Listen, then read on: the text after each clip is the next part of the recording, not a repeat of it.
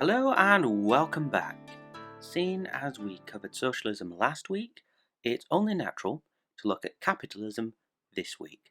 So without much ado, let's go straight into it. Capitalism has been with European and other societies for several centuries. It is not a new development, nor did it spring forth fully formed as Athena from Zeus's head. It developed on from mercantilism, which was focused on producing wealth for the state and certain individuals. Mercantilism was inherently individual, focused on the personal, whereas capitalism is far more systemic in its view. So capitalism, what is it? That's a rather hard question to answer because it's taken so many different forms. As I said in last week's video about socialism, which spans the length and breadth of a political spectrum from the centre right out to the far left, capitalism is similar and not confined to just one branch of the political spectrum. For example, the centre-left often tries to regulate capitalism, which was the premise for much of the third-way Democrats and New Labour in the early 90s. How do we distinguish this from socialism or any other political or economic ideology?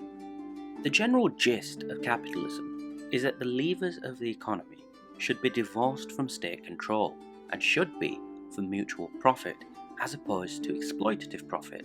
Remember, we're talking about the idea underpinning capitalism here, not its execution.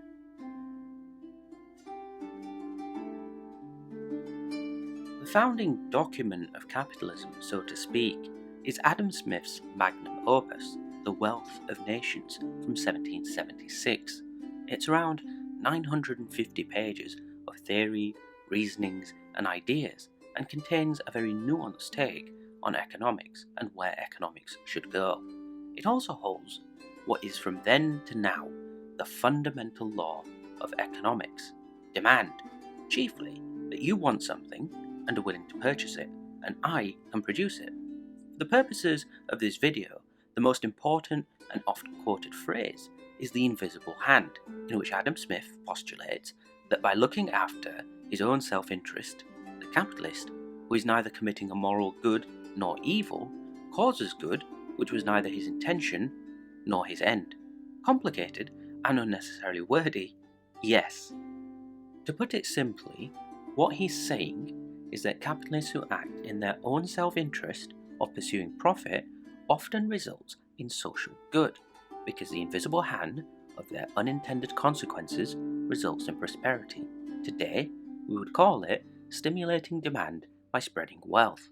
This idea has sprawled and grown far beyond what Adam Smith would have suggested, which is why you hear its descendant arguments.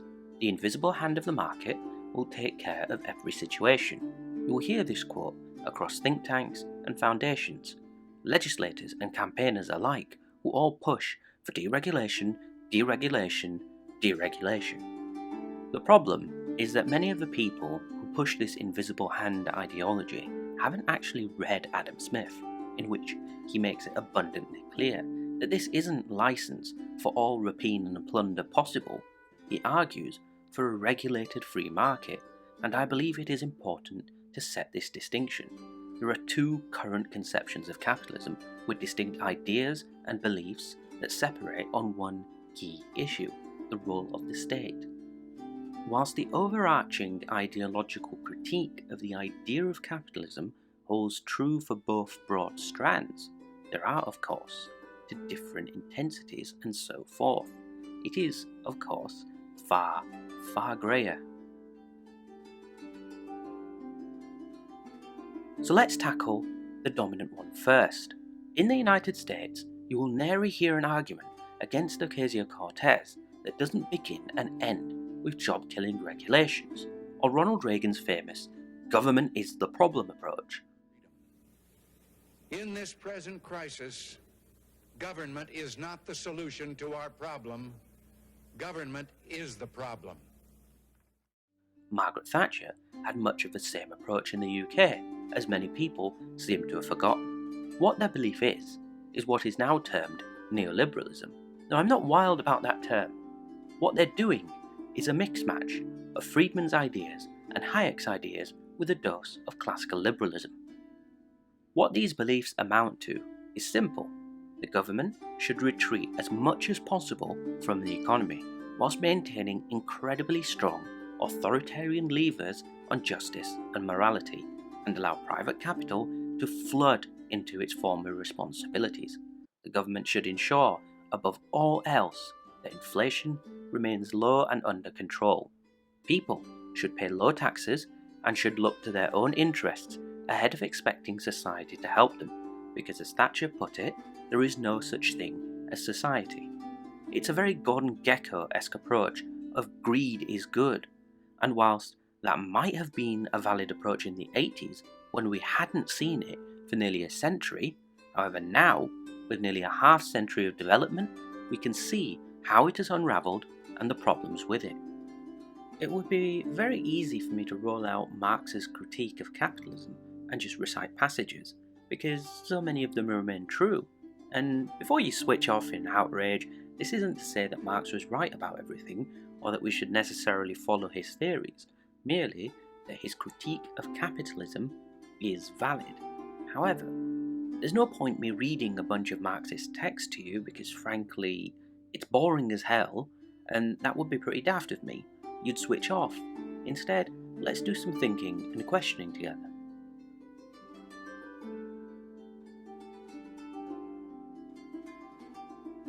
The general rule that all who follow the Reagan-Thatcher consensus observe is that wherever possible, the state should step back and allow the market to proceed because they will find efficiencies to innovate better. The state should focus on keeping taxes low, keeping justice and security running, and otherwise look pretty. For the next 5 years to keep moving us from a low-wage, high-tax, high-welfare economy to the higher-wage, lower-tax, lower-welfare country we intend to create. In the last video, I gave the example of prisons. Another would be the role of contractors in the US military, where the US government contracts out their military work to private corporations who aim to turn a profit from that money. Now this has a multitude of costs and benefits.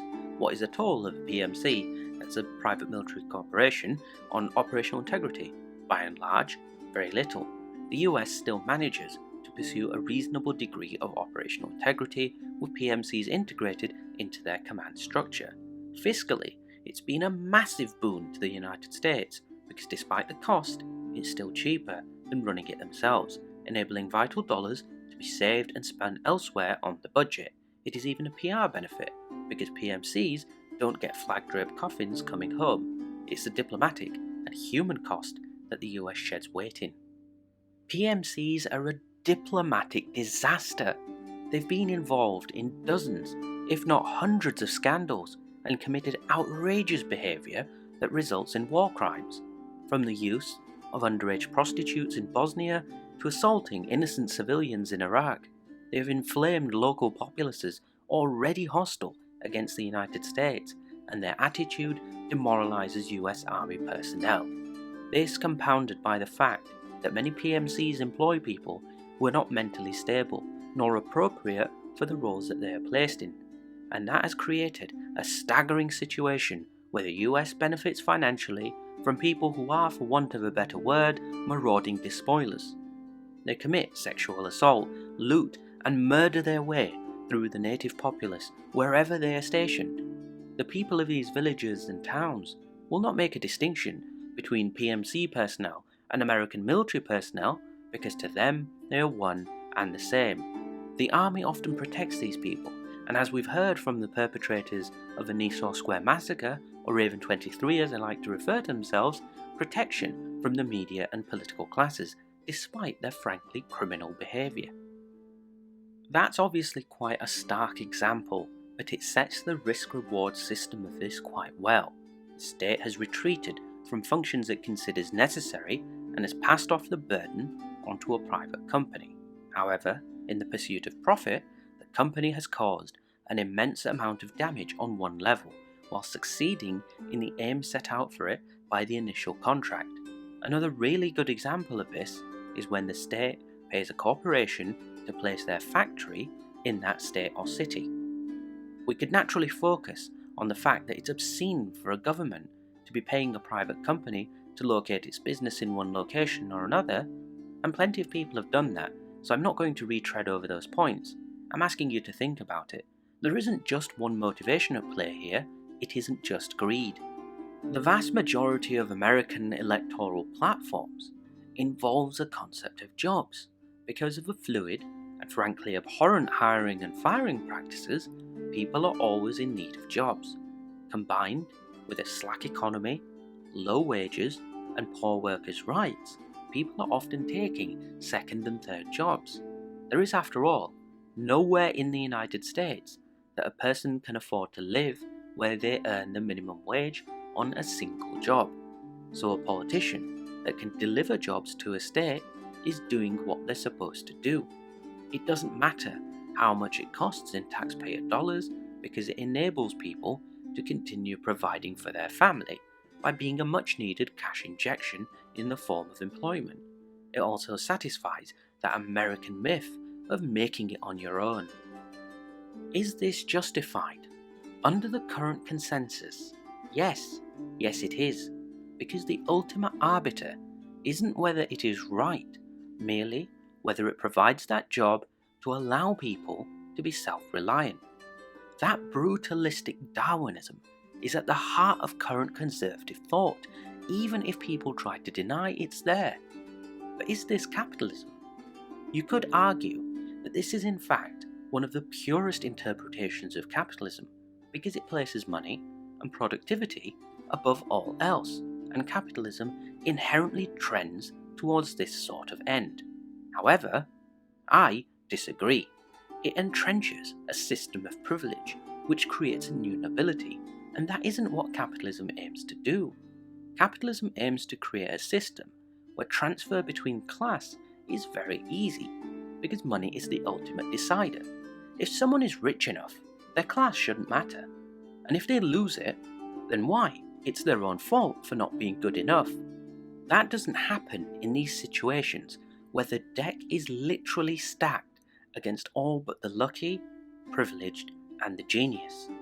That in theory sounds right until you realise that it locks out talented people who might not be geniuses but have the chops to achieve.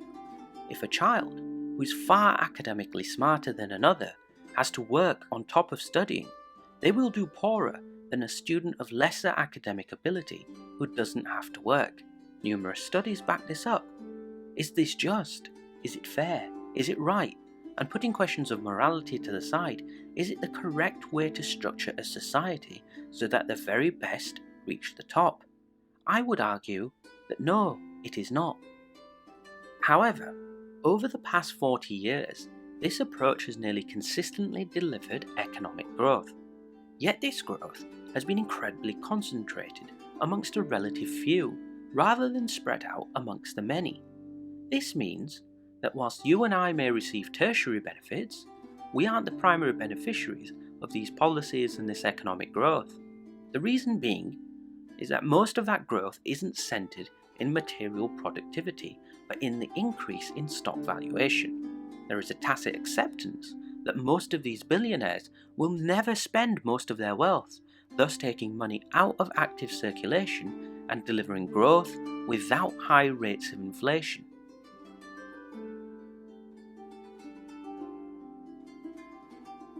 Then you've got the other approach to capitalism, which mostly falls under variants of Keynesianism. This is a slightly controversial decision, because as you may remember from my previous video, many people associate Keynesian policies with socialism. Truthfully, it depends which end you approach it from.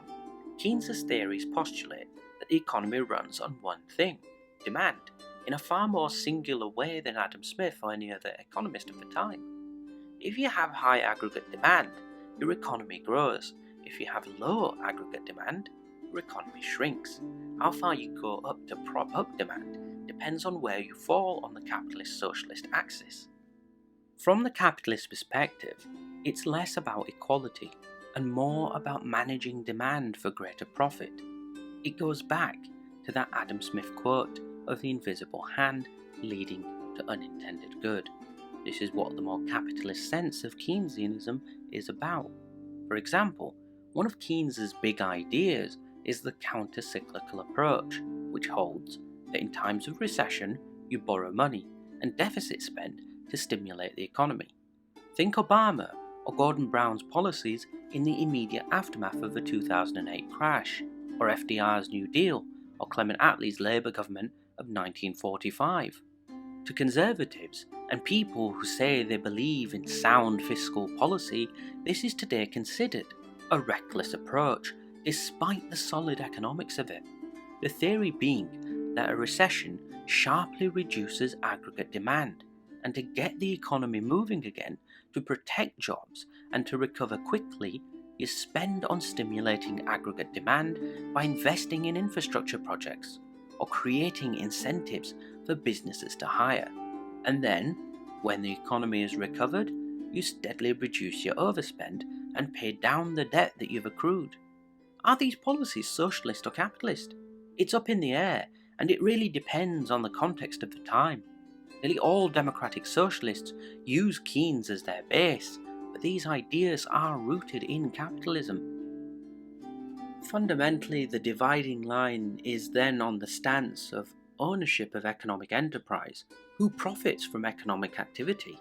To my mind, this is the easiest definition, as outside of a mixed system, despite the appearance of the policies, it neatly divides the ideologies.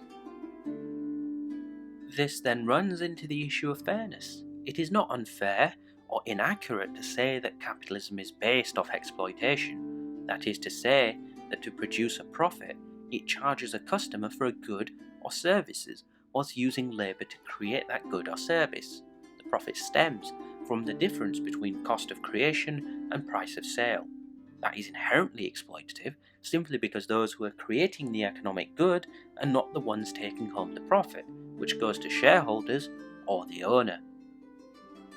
Capitalists say that this exploitation is justified because the owner is the one with the idea and takes the risk, and so takes the rewards. Socialists and communists say the actual wealth is created by the workers, so they should have the profit evenly distributed, either in the form of higher salaries or end-of-year bonuses. How do you decide what is fair? That comes down to what your ethical perspective is. Despite protestations to the contrary, unfettered capitalism often creates an inherently unbalanced system. Ronald Reagan in the 1980s promised Americans that by reducing the regulatory burden, it would stimulate the economy. This seemed to be borne out when the Reagan boom occurred, despite that boom being centered mostly on the stock market rather than outright economic growth. It led to jobs moving away, employers being able to bust unions with greater legislative powers, and the complete gutting of agency powers to hold companies to account. A similar promise was made by Margaret Thatcher in the UK with similar policies and implementation.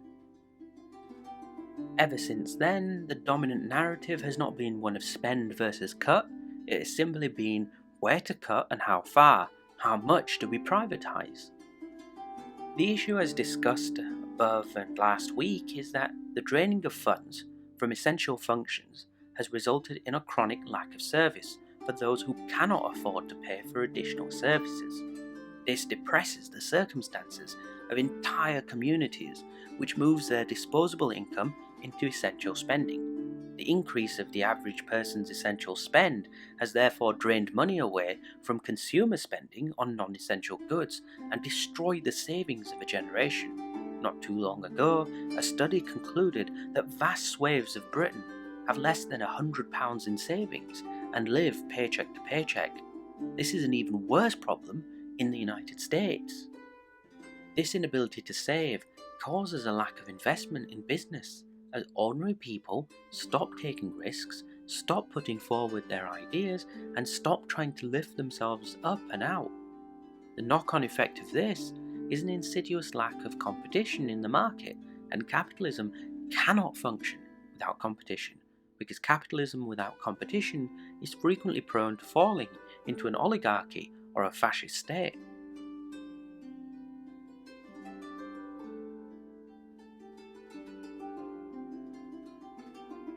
This quite conveniently leads me to the next contrasting issue on capitalism. The assumed wisdom of most people, if they are asked, particularly in the United States, is that capitalism equals democracy, and democracy equals freedom. This equation is sadly not true. Capitalism doesn't automatically equal liberal democracy, as the Chinese and Russians are showing. Capitalism is an economic system designed around value, competition, and brutal Darwinism. If a company is unable to survive, it is because that company was economically inefficient and so does not deserve to survive. Only the strong do. If people can't make it, it's because they weren't good enough.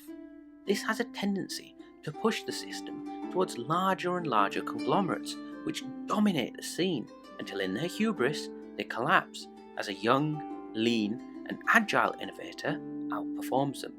This cycle has been well observed. However, going back onto the point, there is a deep gulf of value between the inherent values of capitalism and the inherent values of liberal democracy. Liberal democracy holds that everyone has equal value, which is not something true under capitalism. Liberal democracy also tends to guarantee human rights and discuss the guarantee of human dignity, i.e., a welfare state should exist, people shouldn't go hungry, everyone should start from the same place. These are not values that capitalism has inherent within the system, nor are they necessarily comfortable bedfellows. Much of the economic discomfort over the past decade can be attributed to this fracture, that to get the economy moving again depends on stripping people of their rights and dignity. This is evident in Republican-led bills in the United States Congress and the majority of conservative legislation on welfare in the United Kingdom. This is not some large ideological factor, this is a very real contrast that occurs frequently over legislation, though it may never be framed in that particular light. For example, the debate over the minimum wage is emblematic of this problem. The minimum wage is calculated to what the average worker needs to live without taking a second job, thus preserving their work-life balance and giving them dignity. However, a minimum wage that is in line with inflation renders many businesses, at least in the short term, unable to pay their workers and extract what they consider a reasonable profit. The solution is to slowly raise the minimum wage, but this does not solve the central problem, that workers are being paid below a rate that is comfortable for them to live. The answer from conservatives is that minimum wage jobs are intended for people to use as a launching point for their future career. However, as jobs have become more scarce and competition has increased, it has belayed the fact that many people now depend upon minimum wage jobs to provide their primary income, with no hope or possibility of advancement to a higher wage bracket. The profits, which can number in the millions, if not billions, are advanced to shareholders and the owners rather than the workers themselves. Nowhere is this more evident than in the way Amazon conducts its business. Jeff Bezos could easily pay a living wage to all of his employees and still remain the richest man on the planet in sheer income. However, he chooses not to, and instead instructs employees on how to claim benefits from the state. These people need to eat, and the state acts through the welfare system to keep them fed and housed, but it doesn't address the central issue. Their wages are simply not high enough. The Hayekian answer to this, which is common amongst conservatives and Republicans alike, is that if we remove benefits, employers must bear the cost. However, this is ignorant of the free-flowing nature of labour and the reality that we live in a time where labour is not only plentiful, but the increasing amount of mobility of workers results in even more competition that local workers cannot sustain. This is very similar to early-stage capitalism in the 1700s, when scores upon scores of disenfranchised farmers took up jobs in mills, but were paid pittances, as there was always someone that was willing to do the job for less. This is not to say that we need to restrict the labour market, but instead we need to discuss how our economy is centred, and if we are able to resolve this fundamental fracture point. It is not something that can be resolved in a single YouTube video, but requires a deep discourse between economist, politician, and public.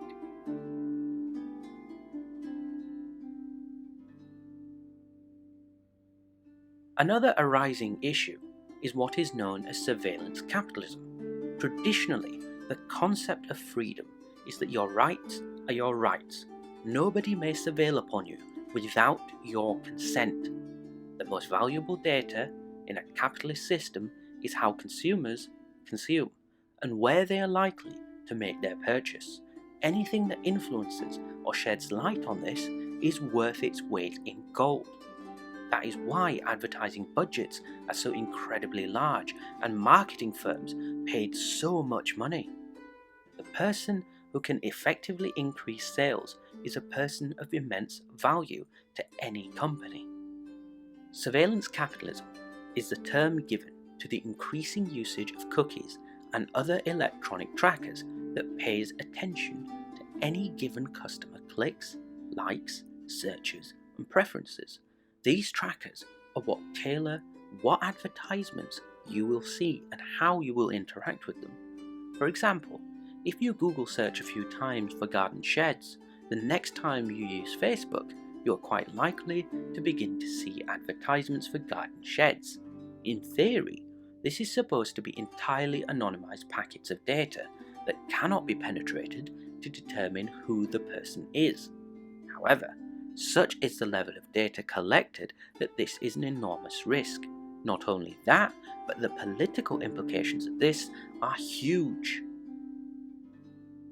Political analysts such as myself are also great valuers of this sort of data, because within our systems, we can determine how someone is likely to vote based off their priorities, which can be indicated through their sales. This is part of how the Brexit referendum was won, with groundbreaking and quite illegal tactics from Cambridge Analytica, who deployed hundreds of thousands of bespoke advertisements in the last week of the campaign to target groups.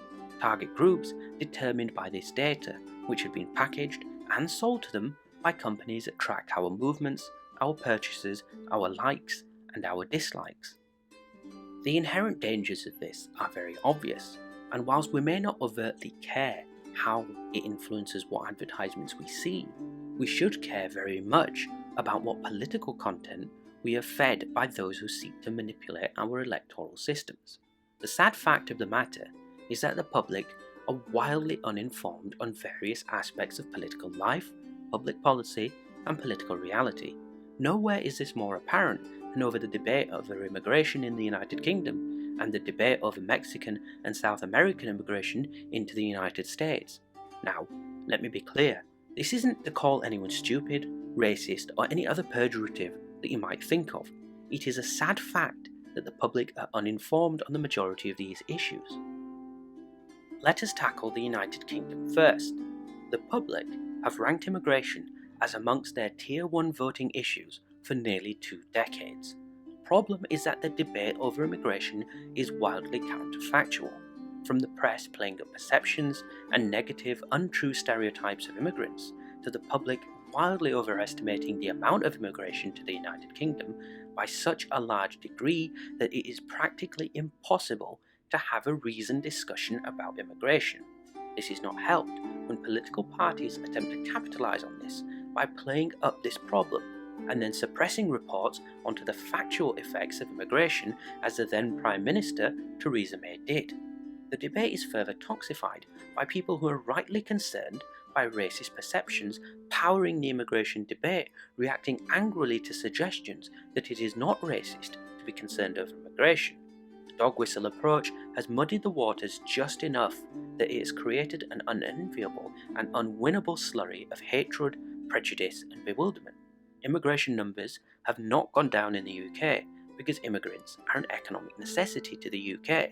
Whilst they may be a convenient punching bag, if immigration were to be reduced to the levels that people want, it would cripple the United Kingdom economy almost overnight. Now imagine how confusing it is to vote for a party for 10 years on the promise of them reining in immigration and diverting funding from immigrants to your community, only to see the economy get worse and your community get worse. It is no surprise that after years of this, trust in the political system is evaporating.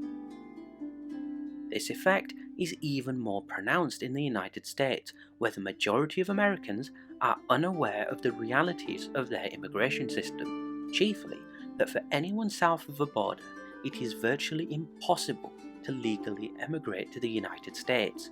When you pair that with the historic interaction between the United States and the nation of Central and South America, you find a situation where the US has rendered many of these countries poor and unstable. The people who live there are brought up on a diet of American media which promises the world to those who dare to dream in the United States, and so they set off on a long, perilous and arduous journey to try and make it. They are exploited, unsafe and vulnerable, but yet they come because what is behind holds no hope. The common perception in the United States is that these people bring with them crime and drugs, a lack of education and a lack of work ethic. Nothing could be further from the truth, with illegal immigrants, despite paying taxes, being unable to claim any federal or state benefit due to a lack of a social security number. It is telling that the state of Georgia passed a law that began deporting illegal immigrants in earnest, only to find the catastrophic cost to their economy so unlivable that they quietly repealed the law and its functions. When the public are this uninformed, whoever has access to information that can better manipulate public opinion is in a position of absolute power. This is a dangerous side effect of the concept that capitalism embodies, that everybody and everything is for sale, and can be for sale and should be for sale. This includes the news, which is increasingly becoming an entertainment business rather than a source of information. This problem breaches both sides of a political divide. How many lefties get their information from John Oliver or Samantha Bee? Are they comedians or are they reporters?